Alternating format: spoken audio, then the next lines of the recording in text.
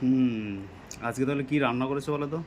চারিদিকে তো gas gas gas gas করে সব মাথা খারাপ করে দিচ্ছে, গ্যাস তো পাওয়াই যাচ্ছে না।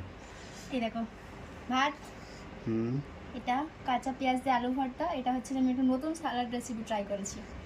আচ্ছা, আর এখানে আমি একটা নতুন রেসিপি শিখেছি। দেখি তো। কি বলো তো এটা? মাছ তো দেখো দেখতে সবসময় পাচ্ছি। তো সর্ষের বাটা দিয়ে মাছ খেয়েছো তো, হুম। এটা হচ্ছে তিল বাটা দিয়ে মাছ।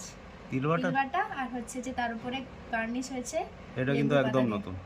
বাস্তবে এটা নতুন কিন্তু নয়, আমার আমি কাছে একদম ফেসবুকে নতুন। একটা অ্যাপ থেকে দেখে, ফেসবুকে একটা আবার আচ্ছা আচ্ছা, সে যাই হোক, দেখে করেছি। মোটামুটি এই কি খাবে বলো, রেসিপিটা। মাছের পেটি খাবে না মাছের এ খাবে? পেটি তো পেটি।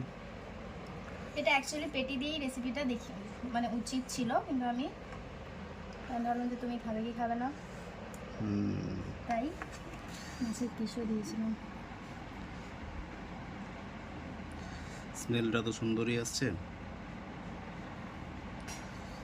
এবার চলো তাহলে স্টার্ট করা যাক।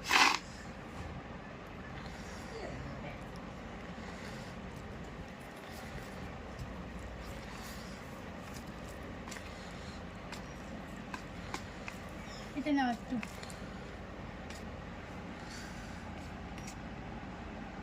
খাও।